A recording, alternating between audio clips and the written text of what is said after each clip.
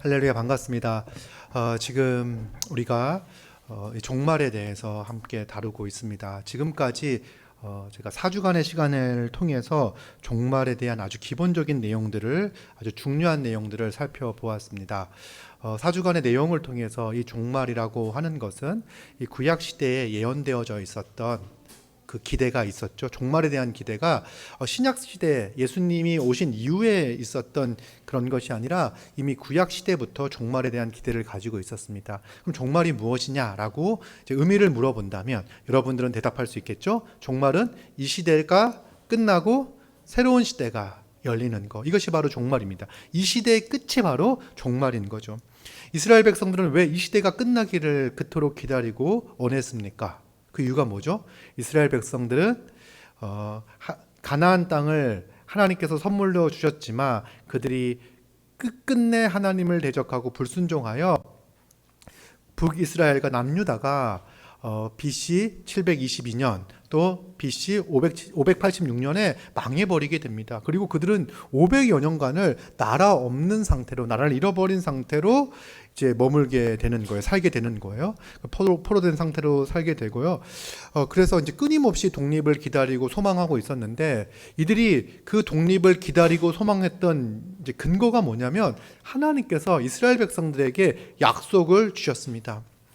그 약속은요, 이스라엘 백성들의 순종과 상관없이 하나님께서 약속하셨기 때문에 그 약속을 이루어 가시는 것을 구약의 역사를 통해서 그들은 확인을 했었어요. 그렇죠. 아브라함에게 약속하셨던 것들을 또 모세를 통하여 출애굽하여 가나안 땅을 차지하게 하시고 그런 역사를 보았죠. 그래서 그 다윗의 왕위가 영원할 것이다. 다윗의 그 후손이 그 땅을 차지하고 그 나라를 세울 것이다. 이 회복에 대한 기대가 있었고, 그래서 이스라엘을 구속할 구속자를 그들은 기다리고 소망하고 있었습니다.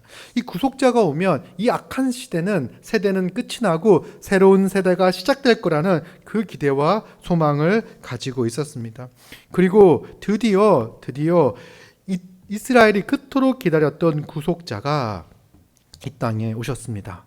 이 구속할 자, 그 메시아가 이 땅에 오셨죠. 그래서 우리는 예수님을 예수 그리스도가 무슨 뜻입니까? 히브리어로 헬라어 그리스도는 히브리어로 메시아죠.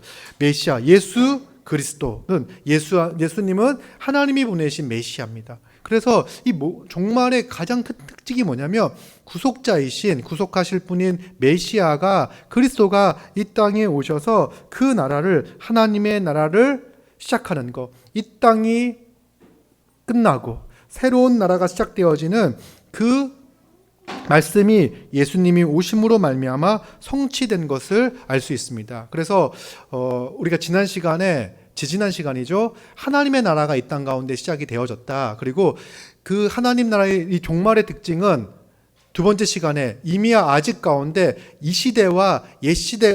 시대와 오는 세대가 공존하고 있는 특징을 가지고 있고, 이 시대 가운데 하나님의 나라가 침투해 들어왔다. 그러면 이 시대와 오는 세대에 공존 가운데 살고 있는 사람들은요, 완전히 구속받은 것은 아닙니다. 그렇죠? 그래서 우리의 몸은 여전히 그 옛사람의 모습, 또 옛사람의 탐심과 탐욕과 정욕의 영향을 받는, 그리고 이 죄와 사망의 권세 가운데 영향을 받는 시대 가운데 살고 있어요. 그래서 우리도 사고를 당하고 병에 들고 아프고 죽음을 맞이하는 그런 삶을 살아가는 거예요. 그런데 오는 세대가 침투해 왔기 때문에 또 오는 세대에 속할 수 있는 거죠. 예수 그리스도를 믿음으로 말미암아 오는 세대에 속하고, 오는 세대에 속한 특징이 무엇입니까? 성령을 받아 이제는 그리스도와 합하여 그리스도의 모든 것을 가지고 하나님 나라의 복과 안식과 복락을 누리는 삶을 살아가게 되는 거죠. 그래서 이 시대를 살아갈 때 신자는 하나님 나라 백성으로서 이 세대와 오는 세대의 공존 가운데 살아가고 있는 것을 우리는 알 수가 있습니다. 그리고 예수님은 하나님 나라의 왕으로서 이 땅에 오셔서 어떻게 왕이 되셨죠? 십자가에 죽으시고 부활하시고 승천하셔서 하늘 보좌 우편에 앉으셔서 자신의 백성들에게 성령을 부어주심으로 통치하시는 이러한 방식으로 하나님 나라의 왕이 되었습니다. 그렇기 때문에 이 구약에 약속하셨던 이 예언이 성취가 되었다. 그래서 우리 뭐라고 이야기합니까? 지금 종말이 시작되었다. 우리는 마지막 시대를, 마지막 세대를 살고 있다. 마지막 때를 살고 있다라고 우리는 이야기합니다. 이제 이게 지난주까지 얘기였고, 그래서 이제 우리가 이 시대가 너무나 중요하다. 그렇죠? 이 시대와 오는 세대의 공존 가운데 살고 있을 때 하나님께서 이런 시간을 허락하신 이유와 목적이 있는 거고, 지금은 은혜의 때요, 복음이 선포되어지는 때요, 그 사단을 결박시키고 사단 아래 있는 자들을 건져내고 있는, 복음이 전파되어 그들을 건져내어 하나님의 나라로 옮겨가고 있는 아주 놀라운 시대를 살고 있는 거죠. 우리가 이 마지막 때를 살고 있는 그 의미를, 그 정신을 바르게 알고 있을 때 이 땅에서의 삶을 낭비하지 않고, 이렇게 허비하지 않고 의미 있고 가치 있게 살아갈 수가 있습니다. 자, 그런데 이제 사람들은 관심이 또 어디에 있냐면, 그 주님이 다시 오실 그날이 언제일까? 그때가 언제일까? 이 종말이 끝나는 지점, 종말의 끝, 마지막 시대의 끝이 언제일까? 이미와 아직이 공존하는 이 시대가 끝나는, 이 시대가 완전히 무너지는, 그리고 완전히 새로운 시대가 시작되어지는 그때가 언제일까에 대해 이제 궁금해합니다. 언제죠?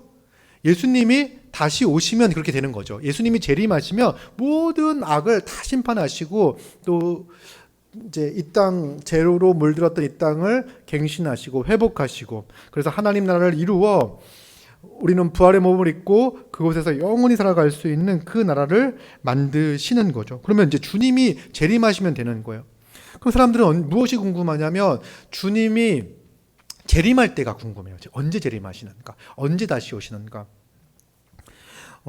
시한부 종말론이라고 있죠. 여러분들 시한부 종말론을 경험한 세대가 있고 경험하지 못한 세대가 있을 텐데, 우리나라에서 시한부 종말론이 정말 기승을 부렸던 데가 있습니다. 시한부 종말론은 세기말, 이때마다 이제 계속해서 반복해서 일어났습니다. 세기말, 한 세기가 끝날 때마다 시한부 종말론이 아주 강하게 일어났었는데요. 우리가 이제 1900년대가 끝나고 2000년대로 갈 때는 이거는 이제 천년이 바뀌는 거잖아요. 앞자리가 바뀌는 거잖아요. 그래서 더 열광적이었습니다. 그럴 때 막 계산을 해가지고 1900년대 말에는요, 여러 가지 시한부 종말론이 막 퍼뜨려졌습니다. 그래서 1988년 올림픽 할 때 주님이 재림하신다, 이런 게 한때 유행을 했고요. 그 다음에 1992년 10월 28일 이제 다미선교회에서 그때 주님이 재림하신다. 근데 어떻게 알았을까요? 그 사람들은요, 주님이 다시 오실지를 어떻게 알았죠? 막 성경을 연구해가지고, 성경에서 이렇게 몇 가지, 주님이 오시기 전에 몇 가지 징조를 기록하고 있으니까 이거를 잘 파악하면 주님이 언제 오실지 알겠구나, 그렇게 계산을 해가지고 주님이 오실 날을 예측을 했습니다. 근데 이게 바를까요? 틀린 걸까요? 틀리고, 결론적으로 이야기하면 잘못된 거예요. 왜 그러냐면, 오늘 마태복음 24장 42절, 그러므로 깨어있으라, 어느 날에 너희 주가 임할지는 너희가 알지 못한다, 이렇게 기록되어져 있습니다. 주님이 다시 임할 때는요, 아무도 알지 못하죠. 24장 36절, 그러나 그날과 그때는 아무도 모르나니 하늘의 천사들도 아들도 모르고 오직 아버지만 아시느니라. 예수님도 자신도 모른다라고 말씀을 하셨어요. 아무도 모른다. 심지어 며느리도 모른다. 아무도 모른다. 이거는 주님이 다시 오시는 그날은 아무도 모른다라는 거예요. 아무도 모른다. 그런데 그날을 이제 유추해가지고 알아내려고 하는 것들, 이런 시도는요, 잘못된 시도라는 것을 알 수 있습니다. 이제 그 중에 하나가 뭐가 있냐면, 예수님이 오시기 직전에 대환란이 있을 것이다. 그렇죠? 그럼 대환란이 무엇인지 안다면, 어떤 것이 대환란인지 안다면, 이 대환란이 끝나야 예수님이 오시니까 얼추 대환란의 때만 알면은, 대환란이 무엇인지만 안다면 예수님이 언제 오실지를 알 수 있겠죠. 그러면 예수님이 오늘 오십니까, 오시지 않습니까? 오늘 오시지 않는다는 걸 확신할 수 있어요. 왜? 아직 대환란이 없으니까. 주님이 오시기 직전에 대환란이 있을 거라고 했는데 지금 전 세계적으로 겪는 대환란이 없잖아요. 그렇죠? 대환란이 뭐냐? 지금 코로나가 전 세계적으로 겪으니까 주님 다시 오시지 않겠습니까? 이렇게 얘기하실 수 있는데, 그 대환란에 대해서는 마태복음 24장 15절부터 28절까지 어떤 대환란의 양상이 어떠할 것인지에 대해서 이제 예언을 하고 있어요. 그래서 요거를 잘 풀면은 주님이 언제 오실지를 알 수 있겠구나라는 것들을 생각을 해요. 그리고 오늘 본문을 보니까 21절에 보니까 이는 그때 큰 환란이 있겠습니다. 창세로부터 지금까지 이런 환란이 없었고 후에도 없으리라 라고 이렇게 기록되어져 있어요. 그러면 주님이 오시기 직전에, 재림하시기 전에 뭐가 있을 거라고요? 대환란이 있을 거고, 대환란이 있는데 그 대환란은 어떤 겁니까? 지금까지 이런 환란은 없었고 후에도 없을 거라고 이야기를 해요. 여러분, 지금 2000년의 아니죠. 우리가 알고 있는 예수님 이후에 2000년의 역사 가운데 큰 환란들, 어려움들 뭐가 있었습니까? 전쟁, 큰 아주 비참한, 아주 인류 역사상 가장 끔찍한 전쟁이라고 할 수 있는 세계 1차, 2차 세계 대전이 있었고요. 그때 수많은 사람들이 죽었고, 그 히틀러에 의한 인종 대학살이 있었고, 캄보디아의 인종 대학살이 있었고, 그 다음에 이 공산주의 운동이 일어나면서, 사회주의 운동이 일어나면서 공산화가 되면서 수많은 사람들을 죽였던 그런 일들이 있었고, 그리고 이제 기독교 신앙을 가지고 있었던 사람들에 대한 박해, 이런 게 있었죠. 그리고 우리나라 역사로만 봐도 기독교인들이 극심한 박해를 겪었던 거, 그 일제시대 때 신사참배를 거부하고 했던 사람들이 모진 고문과 고통 가운데 죽어갔잖아요. 그러면 그 모든 것들보다 더 큰 환란이 있을 거라는 생각을 갖게 되는 거죠. 그렇지 않아요? 지금까지 우리는 이제 그런 일들이 있을 때마다 이제 주님이 오시나 보다. 왜? 환란이니까. 대환란이니까. 이 히틀러가 적그리스도고 히틀러에 의해서 유대인들이 대량으로 학살당하고 하니까 이때 이제 곧 주님이 오시겠구나. 근데 그게 큰 환란이 아니래요. 대환란이 아니래요.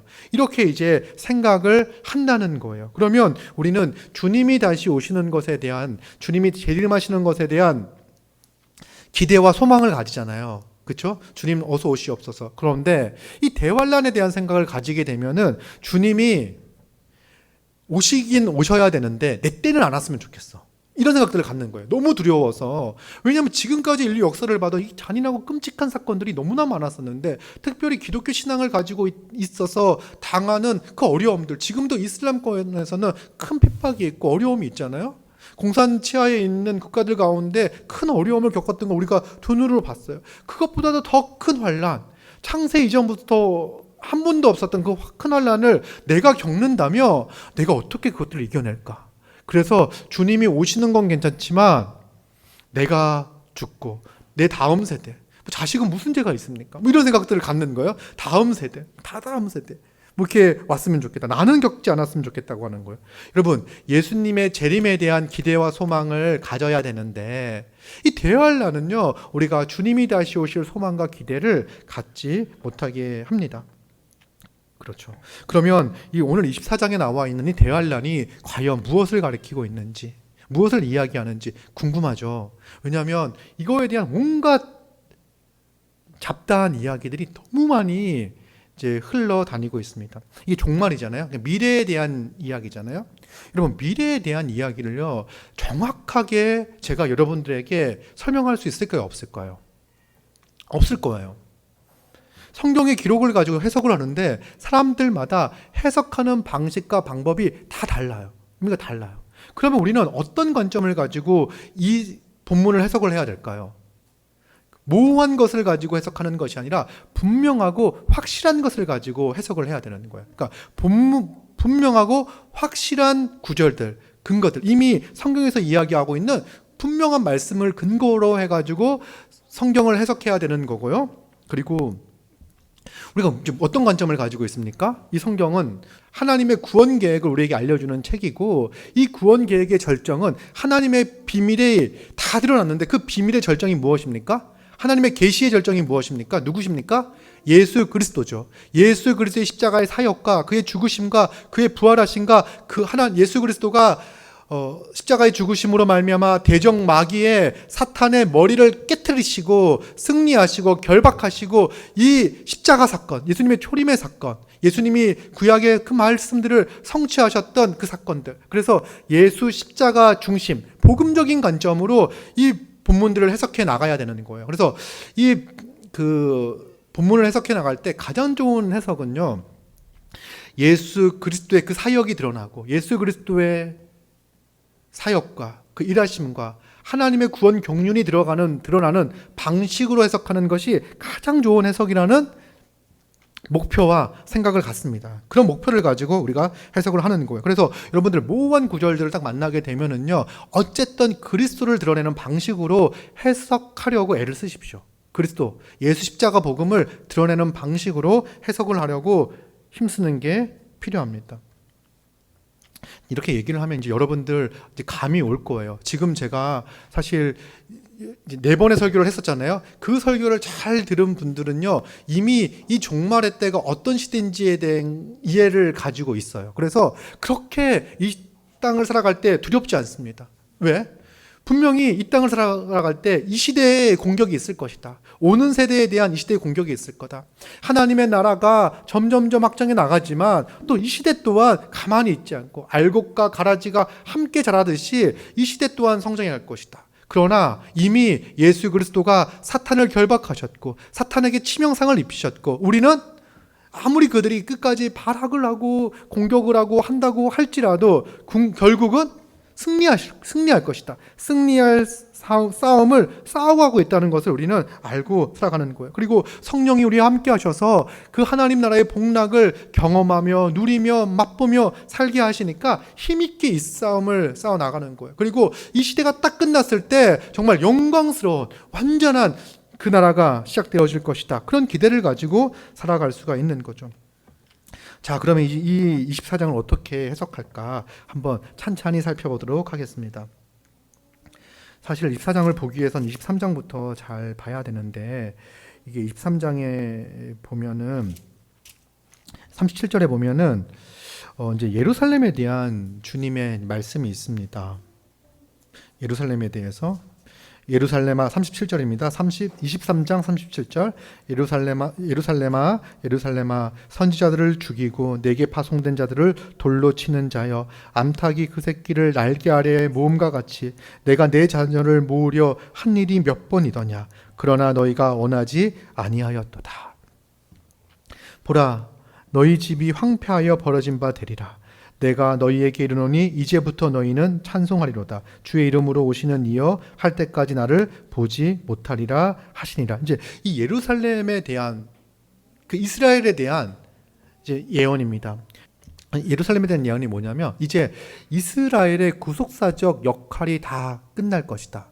예수님께서 열매 맺지 못하는 무화과 나무를 저주하시잖아요. 잎이 말라버리잖아요. 그래서 이제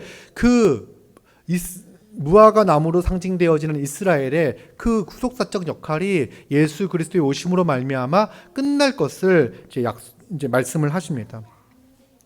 그리고는 이제 성전에 대한 이야기가 나오는데, 예수께서 성전에서 나와서 가실 때 제자들이 성전 건물을 가리켜 이제 보이려고 나왔습니다. 그때 예수님이 이렇게 말씀하십니다.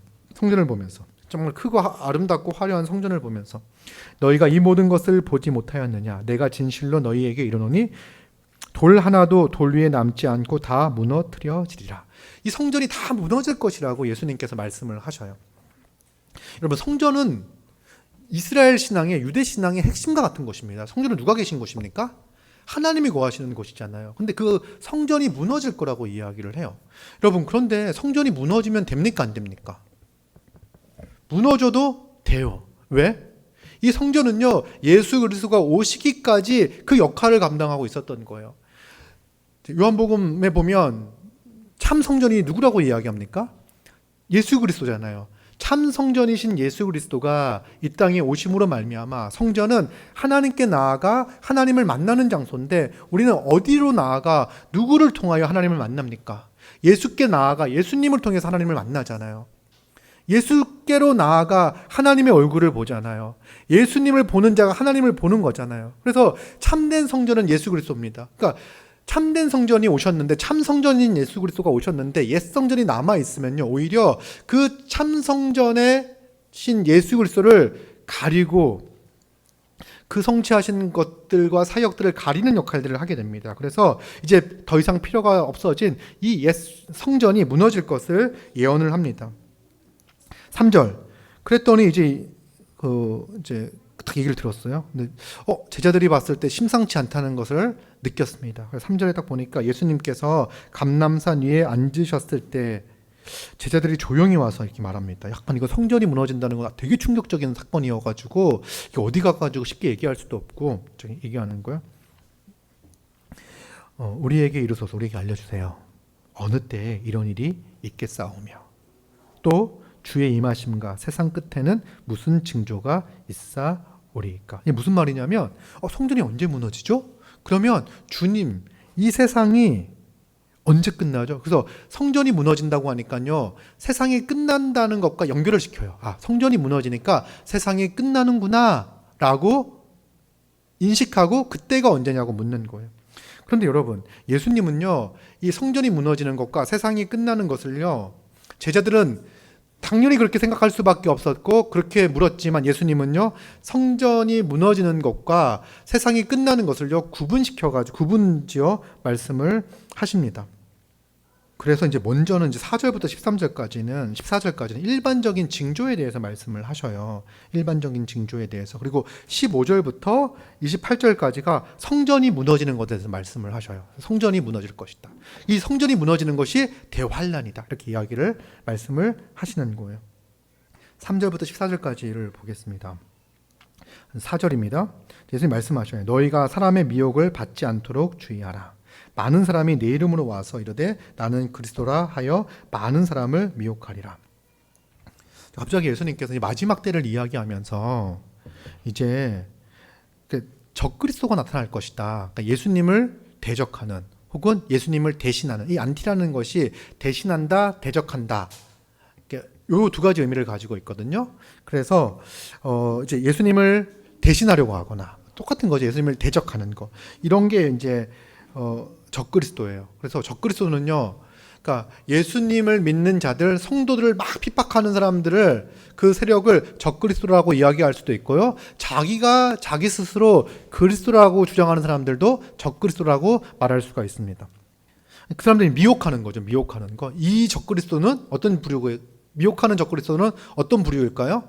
자기가 적그리스도라고 예수님을 대신하는 사람들. 이게 이제 적그리스도고요. 이런 사람이 나타나겠다고 이야기합니다. 그리고 6절에 보니까 난리와 난리, 소문을 듣겠으나 너희는 삼가 두려워하지 말라. 이런 일이 있어야 하되 아직 끝은 아니다. 무슨 말이냐면 그리스도를 대신하는 사람들이 나오고 자기가 그리스도라고 주장하는 사람들이 나오고 난리와 그런 소문들이 막 일어나잖아요. 그때마다 이제 예수님이 곧 오시겠구나 라고 생각하지 말라는 거예요.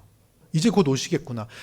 왜 그러냐면 이제 곧 오시겠구나라는 생각 때문에 어떤 일이 벌어지냐면 기본적인 자기 일상을 버려버리고 이제 주님이 오시니까 일상의 삶을 떠난 삶을 살기 시작을 합니다. 예를 들자면 시한부 종말론이 아주 해롭고 무서운 게 뭐냐면 날이 정해져 있잖아요. 그리고 뭐라고 이야기하냐면 막 열처녀비유 이런 거 들으면서 지금 주님 맞이할 준비를 하지 않으면 망한다, 구원받지 못한다, 이렇게 얘기를 해요. 그러면 이제 날짜가 정해져 있죠. 2달 뒤에 예수님이 오셔요. 주님이 재림하셔요. 그럼 어떻게 합니까? 회사를 다니는 게 의미가 있습니까? 없습니까? 없죠. 지금 돈이 있는 게 의미가 있습니까? 없습니까? 없죠. 부동산 다 처분하고 뭐하고 직장 그만두고 그러면 이제 딱 들어가가지고 주님 오시기 위해 막 기다리는 거예요. 이게 이제 시한부 종말론을 가지고 있을 때 특징입니다. 그러니까 예전에 이 다미선교회 이런 데에서 이제 시한부 종말론을 했을 때, 그리고 그 하나님의 교회가 그 급성장을 막 할 때마다 시한부 종말론을 2번을 이야기를 했습니다. 시한부 종말론이 딱딱 실패할 때마다 교세는 2배씩 성장했습니다. 그러니까 이 시한부 종말론을 이야기할 때 사람들은요, 아무것도 보이지 않고 지금까지 살아왔던 그 모든 것들을 다 포기하고 재산을 다 놓고 해서 그 주님을 만날 준비를 하는 거겠죠? 기다리겠죠? 그래서 일상의 삶을 포기해 버리는 거예요. 그러면 이 거짓 교사들은요, 시한부 종말론을 주장해서 얻는 유익은 무엇입니까? 여러분 하던 직장을 딱 그만두면 퇴직금이 나올 겁니다. 그 퇴직금을 가지고 이제 주님께 바치고 뭐하고, 왜 주님이 다시 오시는데 돈이 필요한지 모르겠어요. 그때 이제 그 선교회를 주장했던 분이 다른 사람은 다 휴거되어 올라가지만 자기는 남아서 선교 활동을 계속해야 되기 때문에 돈이 필요했다. 뭐 이런 얘기를 했다고 합니다. 왜냐하면 그분은 믿지 않았던 것 같아요. 주님이 다시 오실 거라고. 그래서 통장에 잔고가 너무 많아가지고 이 돈은 도대체 뭐냐 이런 얘기들을 했다는 거예요. 그리고 정말로 시한부 종말론이 끝날 때마다 그 이단들은 교세가 2배씩 이렇게 올라갔던 경우들도 보게 됩니다. 물론 그것 때문에 타격을 받고 신앙을 잃어버리는, 신앙을 아예 버리는, 그러니까 기독교 신앙을 가지고 있다가 이단으로 잘못 들어갔다가 그것이 실패되어 다시는 신앙을 갖지 않고 버리는 그런 경우들도 있습니다. 그런 게 아주 무서운 거죠. 이게 시한부 종말론, 유사 시한부 종말론의 이제 무서운 것들이 일상을 살아가는 것들을 포기하게 만드는 것, 이것이 이제 잘못된 것입니다. 그리고 이제 7절 보니까요, 민족이 민족을, 나라가 나라를 대적하여 일어나겠고 곳곳에 기근과 지진이 있으리니 이 모든 것은 재난의 시작이라. 이게 무슨 말이냐면, 여러분 지금도 보면은 계속 전쟁이 일어나고 있고 민족과 민족이 싸우고 있고 막 그러잖아요. 2000년 예수님이 오신 이후에 정말 이렇게 전 세계사를 보면은요, 계속 민족들 간의 큰 싸움의 연속이었습니다. 그리고 큰 기근이 들었던 적도 있고요, 지진이 있었던 적도 있습니다. 그때마다 이제 그걸 보면서 주님이 오시겠구나라고 생각하지 말라는 거예요. 쓰나미가 있었다고 해가지고 이제 주님이 오시나 보다, 오늘 그러니까 이제 주님이 오셔 이렇게 생각하지 말라는 거예요. 이게 뭐냐면 이 모든 것은 재난의 시작이라는 거죠. 재난의 시작이라는 거. 재난의 끝이 아니라 이제 재난이 시작되어지는 거예요.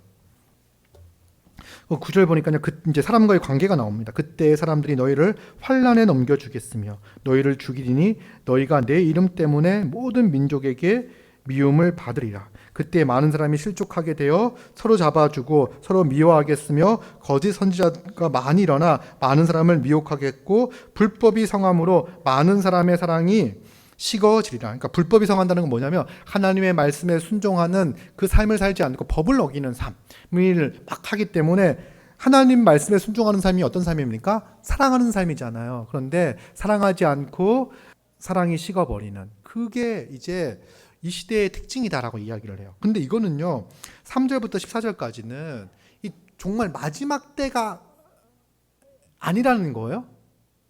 그죠? 그걸 대환란이 아닌 거예요. 이건 뭡니까? 일반적인 징조예요. 어떤 징조입니까 이게? 이거 다 가만히 읽어보면은요, 지금 우리가 살고 있는 세상의 모습이잖아요. 왜 이런 상황이 나올까요? 우리가 이미 설교를 통해서 들었듯이 이미 성취되어졌지만 아직 완성되지 않았기 때문에 이 시대와 오는 세대의 공전, 그렇죠? 그래서 이거는요, 어떤 징조냐면 우리가 마지막 시대를 살고 있다는 징조입니다. 우리가 이제 마지막 때를, 주님이 오셔서 이 시대가 오는 세대가 이 시대에 침투해 들어왔고 천국이 이 시대 가운데 침투해 들어왔고 이 시대가 오는 세대를 치열하게 거절하고 거부하는 가운데 사탄이 힘을 잃었지만 또 사탄을 추종하고 있는 수많은 세력들을 등에 입고, 여러분 우리는 뭘 보고 있냐면 사탄이 머리가 깨졌다는 사실을 알고 있어요. 그런데 놀랍게도 수많은 사람들은요, 여전히 하나님을 대적하는 자들이 훨씬 더 힘이 세다고 생각을 하고 있어요.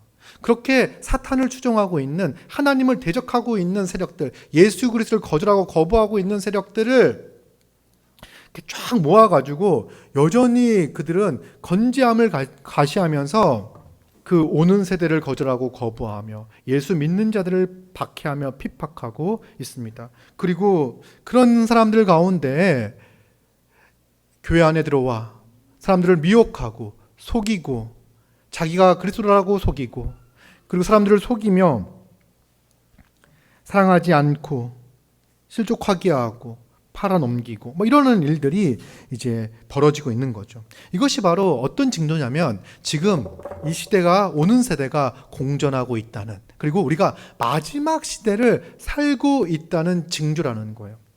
그러면 이렇게 생각을 하면 안 돼요. 딱 어떤 지진, 어떤 전쟁이 일어났다고 해가지고 이 전쟁이 곧 주님이 오시는 어떤 사건이겠구나라고 생각해서는 안 돼요. 그러나 어떤 생각을 할 수 있는 거죠? 우리는 마지막 시대를 살고 있고 주님은 곧 오시겠구나. 주님이 곧 오시겠구나. 언제가 될지는 모르지만 주님이 언제 와도 이상하지 않은 시대를 우리가 살고 있구나. 이렇게 이제 생각할 수 있는 징조가 된다는 거예요. 자, 어떤 차이인지 알겠어요? 지진, 기근, 전쟁 이런 게 있을 때 곧 주님이 오신다는 생각을 가지고 일상을 포기하고 그렇게 살라는 이야기가 아니에요. 우리는 일상을 살아가는 가운데 어떤 생각을 가져야 된다고요? 지금 우리가 마지막 때를 살고 있으니까, 마지막 징조를 보고 있으니까, 이 코로나가 창궐하고 있는 시대, 지금 민족과 민족 간의 전쟁 이런 것들을 보면서 지금이 마지막 시대를 살고 있구나, 이제 곧 주님이 오시겠구나, 이런 생각을 가지고 살아가야 하는 거죠. 그런데 한 가지, 이거는 일반적인 징조죠. 마지막 때에 일어나는 일반적인 모습입니다. 그런데 주님이 오시기 전에 한 가지 사건이 있다고 이야기합니다. 대환란이 있다라고 이야기를 해요. 왜냐하면 이제 15절부터 28절까지가 대환란을 이야기하고 있고, 29절엔 그날 환란 후에 즉시 해가 어두워지며 이렇게 표현하고 있고, 30절에 그때 인자의 징조가 하늘에서 보이겠고 인자가 구름을 타고 능력과 큰 영광으로 오는 것을 보리라, 이렇게 기록되어져 있으니까 대환란, 그 다음에 주님의 재림이 바로 딱 붙어 있는 것처럼 보이죠. 그래서 한편에서는 막 이렇게 긴박하게 주님이 다시 오셨다는 것을 조장하여 시한부 종말론 같이 날짜를 정해놓고서 일상을 살아가지 못하게 하는 그 거짓 교사가 있는가 하면, 어떤 부류에서는요, 주님이 오시지 않을 것처럼, 최소한 오늘 주님이 오시지 않는다는 생각을 가지고 살아가도록 하는 잘못된 부류가 있습니다. 왜냐하면 아직 대환란이 나타나지 않았으니까, 아직 적그리스도가 나타나지 않았으니까. 또 뭐냐면, 이 사람들이 이 대환란과 대적그리스도, 적그리스도로 이야기를 하게 되면 온통 어디에 관심을 갖냐면, 뭐가 대환란인지 누가 적그리스도인지에 대한 관심을 가져요. 그래서 맨날 바뀌어요, 적그리스도는. 얼마 전까지만 해도 오바마가 적그리스도다, 막 그런 얘기가 막 있었어요. 그러다가 이제 최근에는 빌 게이츠가 적그리스도다, 그래서 이제 백신 개발해가지고 인간에 마켓에서 백신 맞으면 이제 안 된다, 이렇게 얘기하죠. 제가 어렸을 때만 해도 바코드를 맞으면 지옥 간다, 구원받지 못한다, 이제 요즘은 이제 베리칩이다, 요즘은 또 백신이다, 이런 얘기들이 막 이렇게 떠들고 있는 거예요. 인간의 몸에 뭔가 칩을 삽입을 하면은 이게 지옥, 이런 얘기들이 막 하면서 사람들을 불안에 떨게 만들고, 혹은 이 종말에 대한 관심이, 우리가 이 마지막 때에 무엇에 관심을 가져야 되냐면, 정말 승리하신 예수 그리스도, 우리를 구원하시고 복 주시고 하나님 나라를 가져올 그 예수 그리스도를 기대하며 정말 힘있게 이 땅을 살아가야 되는데, 온통 관심이 성경을 연구하고 복음을 연구하고 말씀 가운데 살아가며 사랑하며 살아가는 데 관심은 없고요, 누가 적그리스도인가, 뭐가 대환란인가, 여기에만 온통 관심을 갖게 하는 것, 이것이 이제 문제라는 거죠. 아주 큰 문제라는 겁니다. 그래서 제가 이 종말론 설교를 하는 이유가 뭐냐면, 여러분, 우리가 너무 중요한 시대를 살고 있고 엉뚱하고 쓸데없는 것에 우리의 관심과 우리의 에너지를 낭비해서는 안 된다. 그래서 이제 합니다. 혹시 막 여기 관심 있는 분들은요, 우리를 위해서 대신 연구할 수는 있어요. 그래서 뭐가 잘못, 우리가 너무 많은 사람들이 막 이상한 얘기들이 막 이렇게 노출되어지면 안 되니까 혼자 연구해서 이건 잘못돼서 이렇게 딱딱딱 얘기해 줄 수 있도록, 요즘 어떤 이야기들이 유행하고 있는데 그건 잘못돼서라고 얘기해 줄 수 있을 정도로 한 명이 희생해 가지고 공부하는 건 하겠습니다. 근데 온 교회가 막 여기에 휩쓸려 가지고 마치 이것이 전부인 것냥 생각하는 것들은 아주 잘못됐다라는 겁니다. 자, 그러면 대환란이 뭔지 한번 살펴보겠습니다.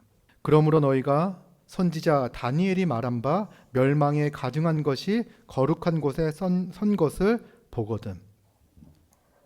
15절이 이제 다니엘서에 예언되어졌던 건데요, 멸망에 가증한 것, 또 거룩한 곳, 이게 무엇을 가리키는 걸까요? 멸망에 가증한 것이 뭘까요? 우상, 그리고 이제 우상 제물, 그리고 돼지고기 이런 거 있잖아요. 그러니까 우상 제물로 드리는 돼지 고기요. 원래는 돼지를 제물로 드릴 수 있습니까, 없습니까? 성전에서 못 드리죠. 근데 이런 우상, 이런 합당하지 않은 제물들, 그러니까 이제 돼지고기 이런 거는요, 우상 신전에서 드렸던 제물인 거예요. 그러니까 성전에서 성전에 와가지고 이방신에게 제사를 드리는 것, 이것이 바로 멸망에 가증한 것이 거룩한 곳, 이 성전에 선 것을 이야기하는 거예요. 15절 보니까요. 근데 이게 무슨 말인지를 잘 이해를 못할 수 있는데 그 누가복음 21장 우리는 잘 이게 뭔지를 잘 몰라요. 근데 유대인들은 대번에 알아들어요. 그래서 마태복음과 마가복음은요 이걸 이렇게 그냥 묘사를 설명을 하고 있고요. 누가복음은 이걸 풀어서 이야기를 하고 있습니다. 21장 20절 제가 읽어볼게요. 너희가 예루살렘이 군대들에게 에워싸이는 것을 보거든 그 멸망이 가까운 줄을 알라. 뭐라고 얘기하고 있죠? 예루살렘 성이 군대들에게 에워싸이는 것을 보면 아 이제 멸망하는구나 라고 피하라는 거예요. 사실 이미 성전에 들어와가지고 이방신에게 제사를 드리면 이미 끝난 거잖아요. 예루살렘 그거는요 완전 끝난 거잖아요. 그러니까 이제 이 말씀을 듣고 이스라엘 백성들은 어떻게 이해했냐면 누가복음과 같이 이야기를 해서 아 예루살렘 성이 포위가 되어지면 이제 성전은 무너지겠구나. 그러니까 도망가야 되겠구나. 이렇게 생각을 할 수 있다는 거예요. 사실 이게 이제 언제 있었냐면 예수님이 이 말씀을 하신 이유가 뭘까요? 16절이에요. 16절. 그때 유대에 있는 자들은 산으로 도망할지어다. 자, 이스라엘을 무너뜨리려고 예루살렘을 무너뜨리려고 이렇게 둘러싸면은요 외국 군대가 와서 둘러싸면요 어떻게 하라고요? 도망가라는 거예요. 도망가라고 주님 말씀하셨습니다. 그런데 이게 얼마나 이제 긴급하고 급박하냐면 지붕에 있는 자는 집 안에 있는 물건을 가지러 내려가지 말아라. 뭐냐면 이제 이스라엘 집들은 이제 구조가 지붕에서 지붕으로 이동할 수 있는 구조들이어가지고 지붕에 있으면 즉시 빨리 나와라, 빨리 도망가라 이렇게 얘기하는 거예요. 그러니까 밭에 있는 자들은 겉옷을 가지고 뒤를 돌아키지 말고 그냥 도망가라. 성 밖을 나가라. 산으로 도망가라. 그 다음에 그날에는 아이 벤 자들과 젖 먹이는 자들에게 화가 있으리로다. 무슨 말이냐면 빨리 도망가야 되는데 아이가 있거나 임신해 있으면 힘들잖아요. 그러니까 그만큼 그때 아주 상황이 긴급할 것이다. 급박할 것이다. 그러니까 지체하지 말고 빨리 도망가라. 그리고 이제 20절 너희가 도망하는 일이 겨울이나 안식일에 되지 않도록 기도하라. 그러니까 겨울이 되면 이제 비가 내려가지고 좀 도망가는데 어려움을 겪을 수 있고, 그럼 안식일이 되면 어떻게 합니까? 거리 제한을 받잖아요. 거리 제한을 받으니까 이제 그때가 아니기를 바라라. 그러니까 이게 얼마나 긴급한 건지 그때 긴급하게 도망가야 될지를 이렇게 설명을 하고 있는 거니까 여유를 부리지 말고 도망가야 할 것을 말씀하시는 거예요. 그럼 21절 왜 그래야 되느냐? 이는 그때 큰 환란이 있겠습니다. 빨리 이렇게 도망가야 되는 이유가, 그리고 도망갈 수 있는 상황이 어렵지 않도록 기도해야 되는 이유가 뭐냐면 큰 환란이 있겠고 창세로부터 지금까지 이런 환란이 없었고 후에도 없으리라. 그날들은 감하지 아니하며 모든 육체가 구원을 얻지 못할 것이나 그러나 택하신 자들을 위하여 그날들을 감하시리라. 아무도 구원받지 못할 거다. 살지 못할 것이다. 그러나 택하신 자들을 위하여 감할 것이다. 구원하실 것이다. 이렇게 말씀을 하십니다. 근데 그때 어떤 일이 벌어지냐면 사람들이 너희에게 말하되 보라 그리스도가 여기 있다 혹은 저기 있다 하여도 믿지 말아라. 거짓 그리스도들과 이 큰 환란이 있을 때 자기가 메시아다, 자기가 구원자다라고 주장하는 사람들이 있을 거라는 거예요. 막 있을 거라는 거예요. 거짓 그리스도들과 거짓 선지자들이 일어나 큰 표적과 기사를 보여 할 수만 있으면 택하신 자들, 성도들을 미혹할 것이다. 그래서 보라 내가 너희에게 미리 말한다. 미리 지금 그때가 되면 막 자기가 저기가 그리스도다라고 막 주장하는 사람들이 있을 때 미리 말한다. 그러면 사람들이 너희에게 말하되 보라 그리스도가 광야에 있다 하여도 나가지 말고 보라 골방에 있다 하여도 믿지 말아라. 무슨 말이냐면 이제 막 이렇게 환란들이 있으면 주님이 다시 오실 것 같고 이렇게 큰 환란을 겪고 있다면 메시아가 우리를 도우려 왔겠구나, 오셨겠구나 이런 생각을 가질 수 있잖아요. 근데 가지 말래요. 27절 주님은 어떻게 오시냐면 번개가 동편에서 나서 서편까지 번쩍임과 같이 인자의 임함도 그러하리라. 그러니까 주님이 오실 때 은밀한 형태로 오시지 않겠다는 거예요. 누구나 다 알 수 있는 방식으로 오시겠다는 거예요. 이게 그 얘기입니다. 그래서 여러분, 자기가 그리스도라고 주장하면서 은밀한 형태로 오면은요 잘못되는 거예요. 모두가 다 알 수 있는 방식으로 주님은 오셔요. 모두가 다 알 수 있는 방식으로 딱 보면 우리 주님이 오시구나, 예수님이 다시 오시는구나를 누구나 알 수 있는 거예요. 신자만 알 수 있는 것도 아니고요, 모든 사람들이 알 수 있는 방식으로 주님이 오시는 거예요. 28절도 그런 맥락입니다. 그래서 이제 딱 보면 딱 알 수 있는 대환란에 대해서 이렇게 묘사를 하고 있습니다. 그럼 여러분, 대환란은 특징이 뭐죠? 언제가 대환란입니까? 뭐가 무너지는 게? 예루살렘 성이 무너지는 게 대환란이죠. 그럼 여러분, 지금 예루살렘에 성전이 있습니까? 없습니까? 있어요? 없어요? 안 가봐서 모르죠. 한번 날 잡아서 한번 갑시다. 예루살렘에 성전이 없어요. 예루살렘 성이 없어요. 그러면 이 말씀이 성취되려면 어떻게 해야 되죠? 다시 성전이 세워져야 되죠. 그래서 사람들은 지금 예루살렘에 제3성전이 세워져야 된다고 막 주장을 하는 거예요. 그런데 여러분, 왜 성전이 없습니까? 무너져야 되는데 왜 성전이 없습니까? 이미 무너졌기 때문에 성전이 없는 거예요. 다시 말하면 이미 대환란이 지나갔기 때문에 성전이 없는 거예요. 예수님의 말씀이, 이 말씀이 응하였기 때문에 성전이 없는 거예요. 그러면 이 대환란의 말씀은 성취가 된 겁니까? 성취되지 않은 겁니까? 이미 성취되어진 거예요.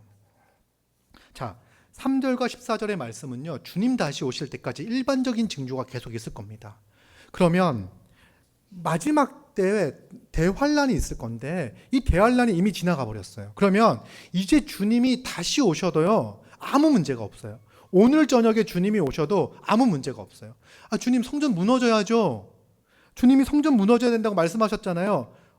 이미 무너졌다니까요. 언제? AD 70년에. 그러면 과연 그게 대환란이라고 이야기할 수 있을까라는 부분들을 좀 우리가 생각해 보아야 합니다. 자, 놀랍게도요, 여러분, 정말 역사 속에서 예루살렘 성이 무너지는 일이 벌어졌습니다. 이제부터 진짜 재밌어집니다. 이제부터 정말 재밌어집니다. 일이 먼저 일어난 거예요. 예수님께서 그 멸망에 가증한 것이 거룩한 것을 선 것을 보거든 읽는 자는 깨달을진저 라고 말씀을 하셨고, 군대가 예루살렘을 에워싸는 것을 보고 이제 알아차렸어요, 신자들은요. 그래서 예수님을 믿는 사람들은요, 이때 예루살렘 성이 무너질 때 다 피합니다. 그래서 기독교인들은요, 한 명도 죽지 않았어요. 이걸 이제 신비한 회군이라고 이야기를 하는데, 이제 언제부터 이제 전쟁이 벌어지기 시작하냐면 AD 66년부터 전쟁이 일어나서 AD 70년에 예루살렘 성이 완전히 무너집니다. 66년부터 예루살렘 성을 포위하기 시작합니다. 로마가 포위하기 시작하는데 시리아 총독이 와가지고 예루살렘 성을 막 포위했었습니다. 딱 성을 포위하는 걸 딱 보고선 알아차렸죠. 이제 그때가 왔구나. 성이 무너질 때가 왔구나. 그리스도인은 이것이 그 말씀을 가리키는 것을 알았어요. 근데 이제 그때 갑작스럽게 성을 에워싸니까 유대인들은 대응이 안 되고 있었죠. 그래서 그때 방비가 약해가지고 포위한 후에 바로 예루살렘에 들어갔으면 유대인들은 다 몰살당할 상황이었습니다. 그 예루살렘 성에 있었다. 그런데 그 갑자기 장군 캐스티우스라는 장군이 갑자기 아무 이유 없이 포위를 풀어버리고 철수를 해버립니다. 이때 그리스도인들은 이것을 하나의 징조로 알고선요, 15절의 징조로 알고선 예루살렘 성을 다 빠져나옵니다. 그래서 요단강 건너편에 있는 벨라성으로 다 도망을 가요. 그래서 AD 70년에 몇 명이 죽었냐면 그 성에서만 110만 명이 죽습니다. 110만 명. 여러분 감이 안 오죠? 그냥 저기 성남시 인구가 90만이거든요. 그리고 아마 수원시 인구가 110에서 120만 정도 될 건데 그 정도의 인구가 그냥 한 번에 다 죽어버립니다. 그 전쟁으로. 근데 그때 그리스도인들은 단 한 명도 죽지 않았습니다. 다 빠져나가서 그리스도인은 다 살았던 거죠. 그래서 그때는요, 그 주님의 경고를 거절하고 거부하고 예수님을 대적했던 사람들이요, 아주 포악했던 유대인들이 다 멸망했습니다. 그리고 옛것의 상징인 성전도 다 회파되었습니다. 이제 그러면 우리가 생각할 때 그럼 이걸 대환란이라고 이야기할 수 있을까? 한 성의 멸망을 어떻게 대환란이라고 이야기할 수 있을까? 그런데 이미 예수님은요 24장에서 예루살렘 성의 무너짐을 대환란이라고 말씀하셨어요. 근데 도대체 어느 정도였길래 이 예루살렘 성이 무너지는 것을 창세로부터 지금까지 이런 환란이 없었고 후에도 없을 것이다. 그래서 예루살렘 성이 AD 70년에 무너졌는데 그 후로도 수많은 끔찍한 사건들이 있었잖아요. 근데 그것보다도 정말 더 끔찍한 사건인지 더 큰 환란인지 한번 살펴봐야 되겠죠. 이제 셰퍼드라는 분은 이렇게 대답을 말씀합니다. 그날 예루살렘에 퍼부어진 고난보다 더 혹독한 것은 세상에 없었고 이후에도 없을 것이다. 아담 클라크. 역사는 결코 우리에게 유대인이 당한 재난과 비탄에 비견할 만한 것을 제공하지 않는다. 모세와 요엘과 다니엘과 기타의 선지자가 예언했고 구주께서 예언하셨던 모든 환란이 이제 하나의 집합을 이루며 그 세대에서 무시무시하게 성취되었다. 이미 그때 AD 70년에 성취되어졌다고 이야기를 합니다. 그런데 이게 누가 기록하지 않았으면 정말 그 안에서 무슨 끔찍한 일이 일어났는지 알 수가 없잖아요. 기록하지 않았으면요. 그 당시 막 유튜브가 있었으면 아마 난리 났을 텐데 막 이렇게 끔찍한 장면을 찍고 막 그랬을 텐데 그런 게 없었어요. 근데 누가 있었냐면 그 당시에 요세푸스라는 사람이 있었습니다. 요세푸스가 누구냐면 유대인이고요. 그리고 로마 전쟁 초기에 67년에 로마와 싸웠을 때 그 선봉에 섰던 장군입니다. 유대인 또 제사장 출신으로 장군이었어요. 뼛속 깊은 유대인이었죠. 그럼 어떻게 살아가지고 그럼 그 모든 것을 기록할 수 있었을까? 그 당시에 그 요세푸스와 싸웠던 장군이 베스파시아누스라는 사람이었어요. 장군이었어요. 베스파시아누스라는 장군이었는데 전쟁을 붙었더니 완전히 처참하게 패합니다. 요세푸스가. 마지막에 40명이 남아요. 이 40명 가지고 끝까지 항전을 해서 승산이 없으니까 적의 칼에 찔려 죽느니 스스로 죽자 해가지고 40명이 죽어요. 서로 막 죽여요. 서로 죽이고 마지막에 남은 사람이 요세푸스였어요. 이제 마지막에 혼자 남아 자살하려고 하다가 요세푸스가 항복을 해버립니다. 혼자 남아가지고. 근데 항복을 할 때 요세푸스가 베스파시우누스한테 뭐라고 이야기하냐면 당신은 황제가 될 상입니다. 이렇게 얘기를 해요. 예언을 해요. 당신은 황제가 될 상입니다. 이렇게 얘기를 해요. 그래서 살려줍니다. 그리고 실제로 그 예언이 맞아요. 그래서 네로의 다음 황제로 베스파시우누스가 황제가 됩니다. 그리고 베스파누스는 참 어렵습니다. 제가 정말 로마에서 태어나지 않은 게. 베스파시우누스는 요세푸스를 가까이에 둡니다. 자기 옆에 가까이에 두어요. 그리고 이가 이제 전쟁이 일어날 때 유대인들이 멸망해 가는 과정을 낱낱이 기록합니다. 그래서 그때 어떤 일이 벌어졌는지에 대한 증거들을 생생하게 남겨둡니다. 그리고 베스피아누스는요, 이제 황제가 되어가지고 로마로 가고요. 그의 아들 티투스가 이제 AD 70년에 전쟁을 수행하기 위해서 옵니다. 그래서 티투스 장군이 예루살렘을 포위하고요.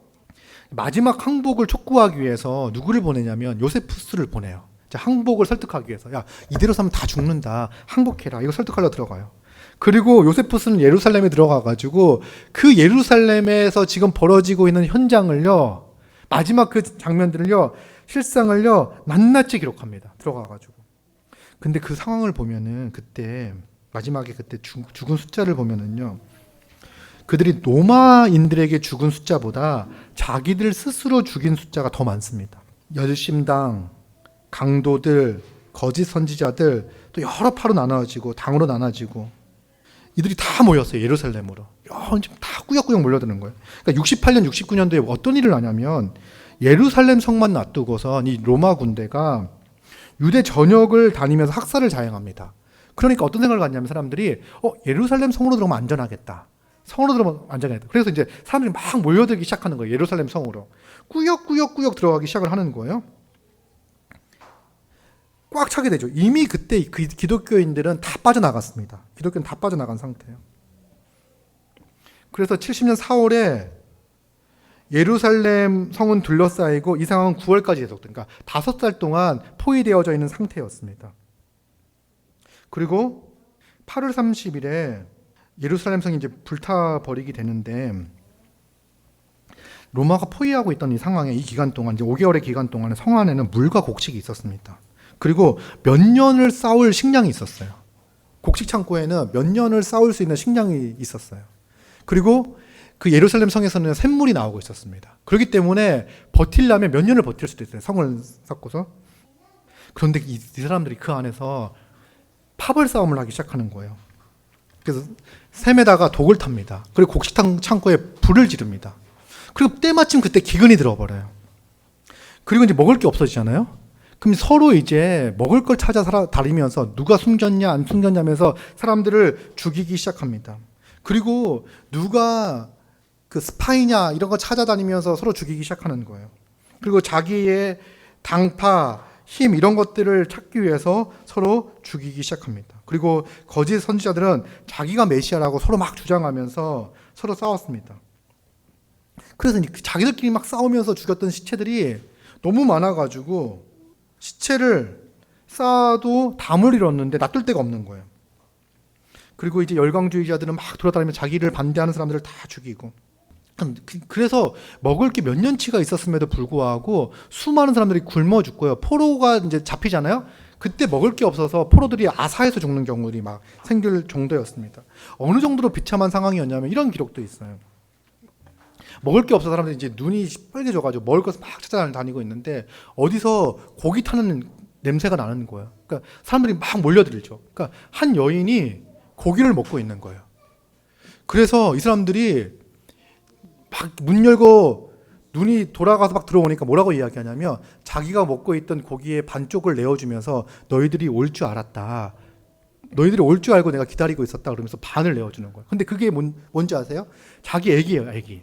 먹을 게 없어서 자기 애기를 반을 토막을 내가지고 자기는 먹고 그걸 내어준 거예요. 그걸 보고 사람들이 놀라서 기겁해가지고 다 도망갔다는 기록까지 있습니다. 이때 자기들끼리 학살하고 했던 이 폭력적이며 했던 이런 모습들이, 이런 끔찍한 장면들이 요세푸스는 이제 다 기록을 했습니다. 그러면서 이제 뭐라고 이야기하냐면, 태초부터 모든 인간이 겪은 불행은 유대인들이 당한 불행에 비교하면 대단히 하찮게 여겨진다. 이렇게 평가를 했습니다. 요세푸스가. 이제 그럴 때 이제 그래도 이 예루살렘 멸망한 것이 세계 1, 2차 세계대전 히틀러가 자행한 그 대학살보다 더 큰 환란이라고 할 수 있을까?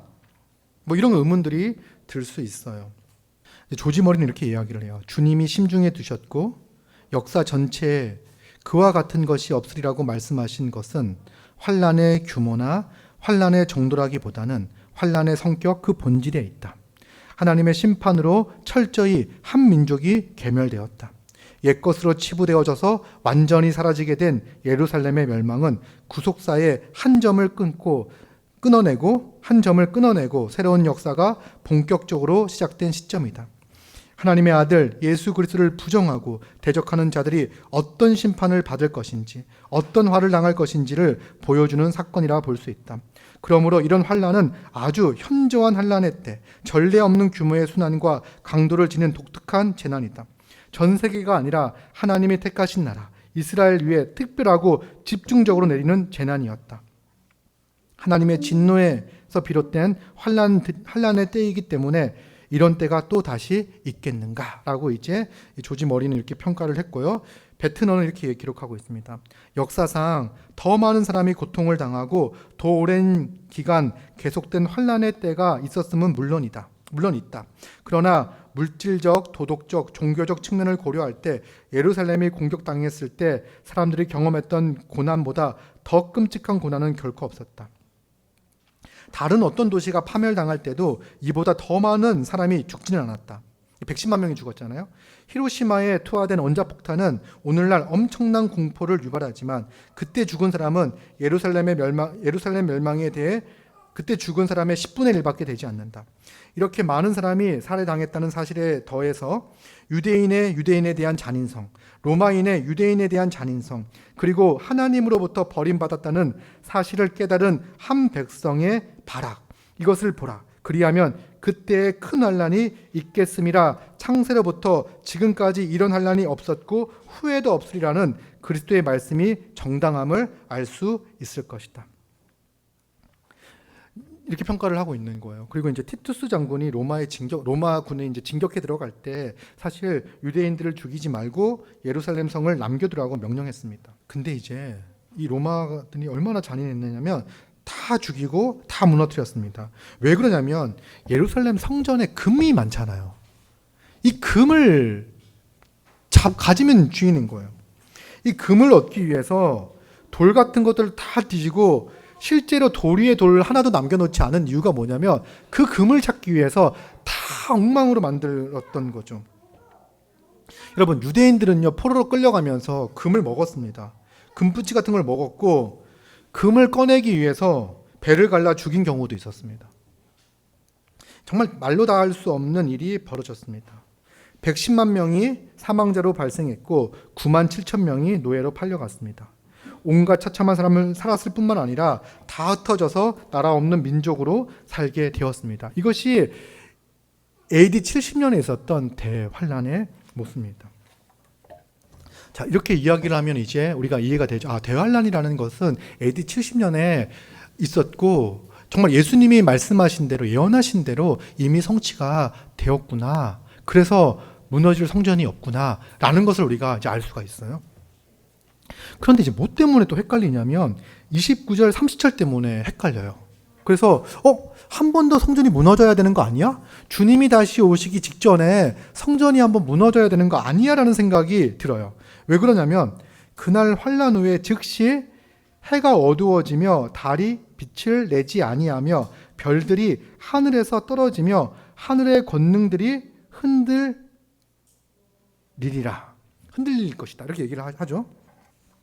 그리고 30절에 뭐라고 나와 있냐면 그때 인자의 징조가 하늘에서 보이겠고 그때 땅의 모든 족속들이 통곡하며 그들이 인자의 구름을 타고 능력과 큰 영광으로 오는 것을 볼 것이다. 보리라. 그가 큰 나팔 소리와 함께 천사들을 보내리니 그들이 그의 택하신 자들을 하늘 이 끝에서 저 끝까지 사방에서 모으리라 라고 이야기하잖아요. 그러면 이거는 뒤에 나와 있는 모습은 무엇을 가리키고 있는 것 같죠? 정말 주님이 다시 오시는 재림의 때를 가리키고 있는 것 같아요. 그러면 이게 되게 밀접하게 붙어 있어가지고 제자들도 생각했을 때 예루살렘 성이 무너지면 주님이 다시 오실 거라고 말씀을 했잖아요. 근데 예수님도요 예루살렘 성이 무너지고 주님이 다시 오실 것이 영광 관계가 있다, 논리적 관계가 있다라고 설명을 하시는 거예요. 그럼 우리가 이제 뭐 때문에 어렵냐면은 1단계, 2단계, 3단계라고 이제 설명을 하면 쉬운데 이게 시간적으로 너무 붙어 있는 것 같아요. 표현들을 보면은요. 29절 그날 환난 후에 즉시라고 나와 있잖아요. 그러면 환난 후에 즉시 누가 올 것 같습니까? 예수님이 다시 오실 것 같잖아요. 근데 그 예루살렘 성이 AD 70년에 무너진 다음에 예수님이 다시 오시지 않았잖아요. 즉시. 그러니까 이제 뭐지라는 생각들이 드는 거예요. 근데 29절과 30절이 다른 거를 이야기하는 거예요. 29절에는요. 그날 환난 후에 즉시 어떤 일이 벌어지냐면 해가 어두워지며 달이 빛을 내지 아니하며 별들이 하늘에서 떨어지며 하늘의 권능들이 흔들리라 이렇게 얘기하죠. 이거는요. 어떤 상징적인 표현인 겁니다. 실제로 AD 70년에 예루살렘 성이 무너졌을 때 태양이 어두워졌다 뭐였다 라기보다는요. 무엇을 나타내는 표현이냐면 그 구약에 보면은요 예루살렘 이스라엘이 망할 때 모습을 예언하고 있는 상징하고 있는 모습입니다. 아모스 8장을 보면 2절 9절을 보면요 이스라엘의 끝이 이르렀은즉 그날에 내가 해를 대낮에 지게 하며 백주의 땅을 캄캄한 날에 흩어졌다 이렇게 표현을 하고 있어요. 요엘서 2장 10절에 보면요, 이것도 이스라엘의 그 마지막 끝을 이야기하는 건데, 그 앞에서 땅이 진동하며 하늘이 떨며 해와 달이 캄캄하며 별들이 빛을 거두도다, 이렇게 표현하고 있어요. 이 표현을 그대로 가지고 있는 거예요. 그러면 즉시 뭐가 끝났다고요? 이제 예루살렘 성의 무너짐으로 즉시 뭐가 끝났다는 걸 얘기합니까? 이스라엘이 끝났다. 이스라엘의 구속사적 역할이 이로써 종식했다. 옛시대는 이것으로 끝났다라는 것을 보여줄 뿐만 아니라 이 구약의 말씀을 인용하여 분명하게 설명을 하고 있는 겁니다.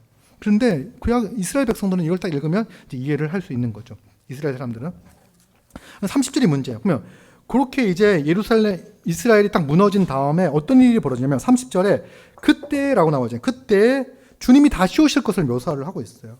자, 그러면 여러분, 이게 지금 제가 설교를 할 때 말씀을 드렸듯이 이게 AD 70년이고 그 즉시 이스라엘은 끝났다. 이것까지 이해가 되잖아요. 그 다음에 그때 주님이 다시 오신다고 하면은 그때 AD 70년에 예수님 오셔야 되지 않았을까라는 생각을 할 수 있는데, 요 그때라는 단어를 보면은요, 영어로는 then으로 번역되어져 있습니다. 그 후에 혹은 그 다음에 이렇게 번역할 수 있는 거고요.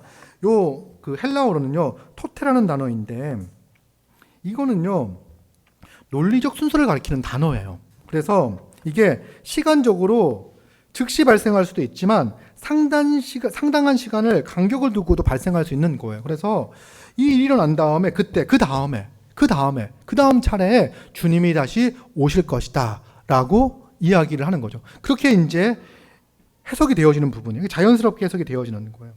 그러면 이제 무엇을 이야기하냐면, 여러분, 이제 우리는 이 땅을 살아갈 때 어떤 자세를 가지고 살아가야 되냐면, 지금 우리가 종말의 때, 마지막 때를 살고 있다. 자, 무엇을 살고 있대요?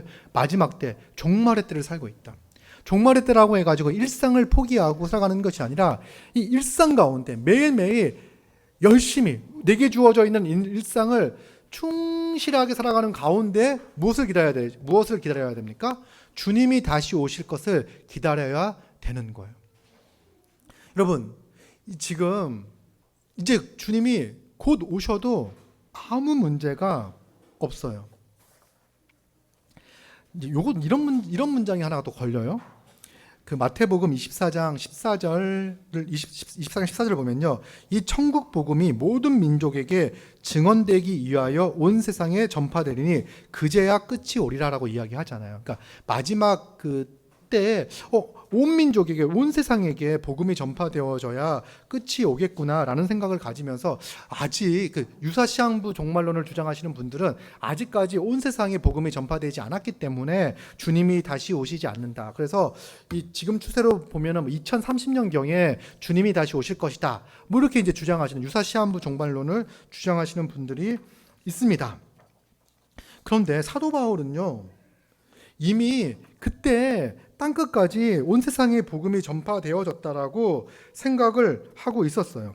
로마서 1장 8절을 보면은요, 먼저 내가 예수 그리스도로 말미암아 너희 모든 사람에 관하여 내 하나님께 감사함은 너희 믿음이 온 세상에 전파되어. 그러니까 그들의 믿음이, 그들이 믿는 바가, 그들의 믿음이라고 하는 것은 믿음의 내용이겠죠. 복음이겠죠. 그 믿음의 내용이 온 세상에 전파되었다. 이것 때문에 감사한다라고 기록하고 있고요. 골로새서 1장 6절에 보면은요, 이 복음이 이미 너희에게 이름에, 너희가 누굽니까? 이방 지역이에요. 이방 지역. 이름에 너희도 듣고 참으로 하나님의 은혜를 깨달은 날부터 너희 중에서와 같이 또한 온 천하에서도 열매를 맺어 자라는다. 이미 온 천하에 복음이 전파되어 자라고 있다라고 인식을 가지고 있어요. 자, 무슨 말이냐면, 성령이 너희에게 임하시면 유대와 사마리아와 땅끝까지 이르러 내 증인이 된다고 이야기하잖아요. 그러니까 이스라엘 백성들에게 땅끝은 이방에게 복음이 전파되어지는 걸 땅끝이라고 생각을 했습니다. 이방에게. 그러니까 이방에게 복음이 전파되어지고 복음이 전파되어지고 있는 것을 통해서 이미 복음이 천하에 전파되어졌다라고 기록을 하고 있는 거예요. 골로새서 1장 23절 봐도요, 만일 너희가 믿음에 거하고 터위에 굳게 서서 너희 들은 바 복음의 소망에서 흔들리지 아니하면 그리하리라. 이 복음은 천하 만민에게 전파된 바요, 나 바울은 이 복음의 일꾼이 되었노라. 이거 과거형으로 기록하고 있는 거예요. 천하 만민에 전파되다 이렇게 기록하고 있는 거죠. 물론 우리는요, 지금 이미와 아직 가운데 더 복음을 더 많은 사람들에게 전하기 위해서 애를 써야 됩니다. 더 힘써야 됩니다. 왜? 우리는요, 이렇게 복음이 모든 민족에게, 그러니까 사실 모든 민족이라고 할 때 모든 민족이라는 기준도 다 자의적이에요. 모든 민족이라고 할 때 누구는 몇 명으로 보고 누구는 몇 명으로 봐요. 몇 민족으로 봐요. 이것도 너무 자의적이에요. 우리는 누가 어떻게 민족을 구분할 수 있을는지도요, 인류학자들도 정확하게 결론을 내리지 못합니다.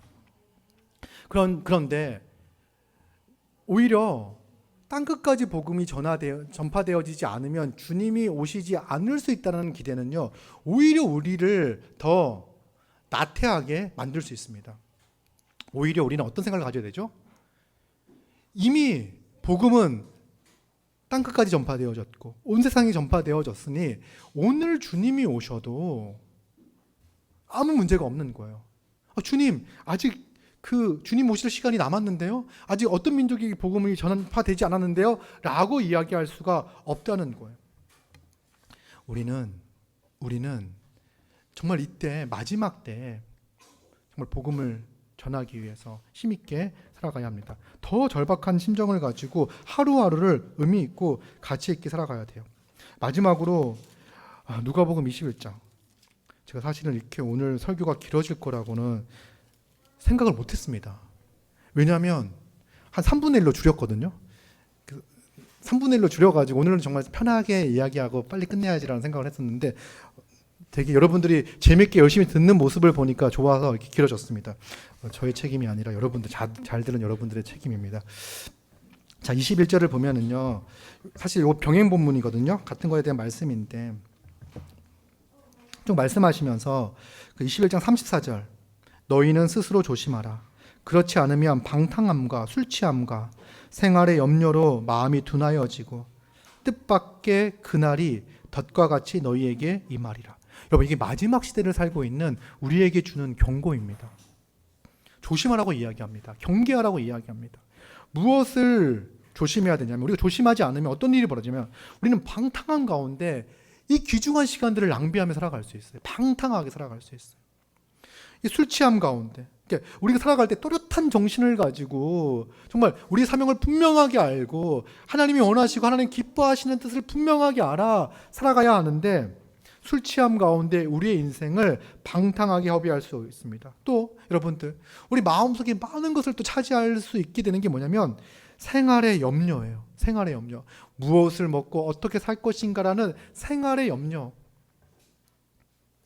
집값은 막 올라가는데 나는 집은 살 수 있을까? 뭐 이런 염려에 사로잡혀가지고 우리의 마음이 둔하여져서 여러분, 지금 종말론 설교를 통해서 우리가 이미 아직 가운데 이 시대와 오는 세대의 공정 가운데 하나님께서 특별히 이 구원의 때에 정말 역사적 사명을 가지고 이 땅에서 교회를 이루어 살게 하셨잖아요.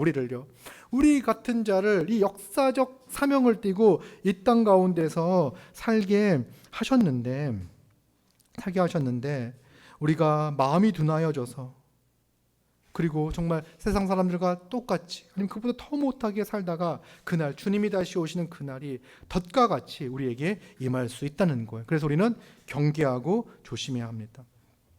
35절 보니까 이날은 온 지구상에 거하는 모든 사람에게 임할 것이다. 이러므로 너희는 장차올 이 모든 일을 능히 피하고 인자 앞에 서도록 항상 기도하며 깨어 있으라. 이게 우리 주님의 말씀입니다. 항상 기도하고 깨어 있어야 되는 거예요. 여러분, 기도하고 깨어 있으라는 것은요, 누가 적그리스도인지, 뭐가 대환란인지, 마지막에 어떤 징조가 일어날 것인지 막 이거 알아보라고 하는 게 아니에요.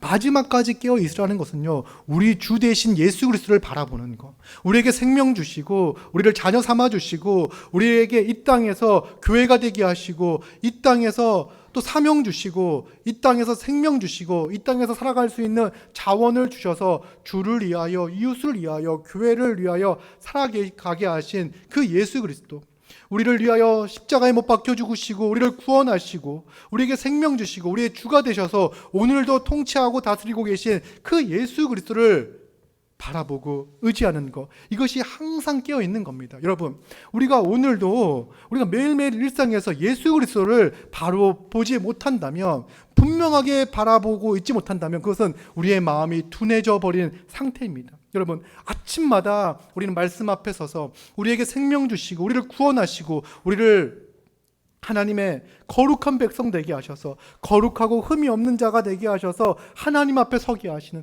하나님 앞에서 인생을 당당하게 가치 있게 의미 있게 살아가게 하신 그 예수 그리스도의 십자가의 은혜를 바라보는 거예요. 매일매일 깨어 있는 것은요, 오늘도 그리스도 앞에, 그리스도의 십자가 앞에, 그 복음 앞에 깨어 있는 겁니다. 여러분, 그러니까 우리는 우리의 마음이 둔해질 때마다, 세상의 거짓된 가르침에 우리의 마음이 흔들릴 때마다 항상 깨어 기도하는 거죠. 주여, 나를 붙잡아 주시옵소서. 이 엄중한 시기를 살고 있는데, 이렇게 중요한 시기를 살고 있는데 내 인생이 그렇게 낭비되지 않게 원합니다. 여러분, 인생이 낭비된다는 거는요, 단지 막 열심히 일하지 않는다는 게 아니에요. 해야 할 것들을 하지 않는 거예요. 사랑해야 되는 삶을 살아가야 되는데 우리의 인생이 누군가를 미워하고 있고, 좌절하고 있고, 낙심하고 낙담하여 우리는 일어서서 그리스도의 것을 가지고 사랑하고 섬기며 아껴주고 품어주며 용납하고 이해하며 살아갈 수 있는데, 그렇게 살아가지 않는 인생이 바로 낭비하는 거예요. 여러분, 우리는요, 사랑하지 않는 만큼 우리의 인생이 낭비된다고 생각하셔야 돼요. 그리스도의 것을 가지고 살아가지 않는 만큼 우리의 인생은 낭비되어지는 거예요. 우리의 인생은 낭비되어지는 거예요. 그래서 우리는 항상 깨어서 그리스도를 바라봐야 합니다. 항상 우리 주 되신 예수 그리스도의 이름으로 기도하며 하나님께 간구하며 살아가야 합니다. 이 중대한 시절에 정말 세상 풍조에 휩쓸리지 않도록 항상 깨어 주 예수 십자가 복음, 이 말씀을 붙잡고 살아가야 합니다. 그 일을 우리 주님께서 함께 하시며 우리 성령께서 함께 하시며 우리를 지키시며 인도하십니다. 여러분, 엉뚱한데 우리의 시간과 에너지를 낭비하지 마시고요, 오늘도 예수 그리스도를 바라보시기 바랍니다. 하루하루 살아갈 동안 이 시대 그리스도를 바라볼 때 그리스도가 통치하고 있는 이 시대가 이해가 되어지고요, 우리가 어떤 사명을 가지고 먼저 부름받아, 먼저 구원받아 이 땅 가운데서 어떤 인생을 살아가게 하시는지를 알아, 그 뜻 가운데 순종하며 살아가는 그 귀하고 복된 인생 되기를 원합니다.